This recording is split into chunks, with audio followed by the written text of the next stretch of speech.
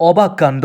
ছোট্ট একটি সর্ষে দানার মধ্যে নেতাজি সুভাষচন্দ্র বসুর প্রতিকৃতি এঁকে সকলকে চমকে দিলেন মানিকচকের মথুরাপুরের চিত্রশিল্পী সৌরভ মালাকার। সেও মাত্র 20 মিনিটের মধ্যে। তবে এই প্রথমবার নয়, এর আগেও মোটরের ডালে এবং নখের ডগায় তিনি তৈরি করেছিলেন একইভাবে নেতাজির এই ধরনের প্রতিকৃতি। নেতাজি সুভাষচন্দ্র বসু না থাকলে আমাদের গণতন্ত্র দিবস এবং স্বাধীনতা দিবসও উদযাপন করা সম্ভব হতো না। তাই তাকে উৎসর্গ করেই প্রতি বছর এই ধরনের মাইক্রো আর্ট করে থাকি। পরবর্তীতে এর থেকেও ছোট জিনিসের করার ইচ্ছে রয়েছে বলে জানিয়েছেন তিনি। আরও আপডেট থাকতে আমাদের ভিডিও শেয়ার ও ফেসবুক পেজটিকে লাইক করে ফলো করে দিন।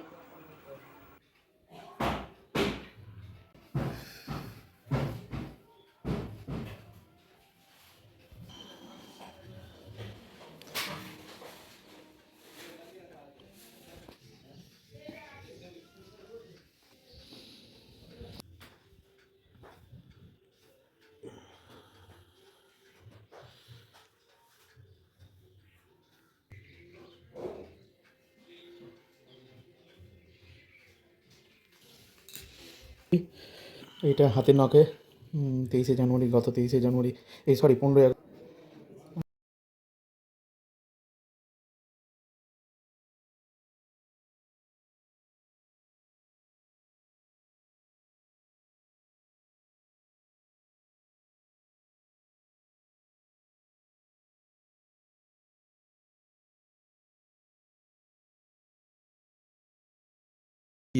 প্রতি বছরে নেই, এবছরও নেতাজির 129তম জন্মদিন উপলক্ষে একটা মাইক্রো আর্ট করেছি, যেটা হচ্ছে সরিষার দানার উপর।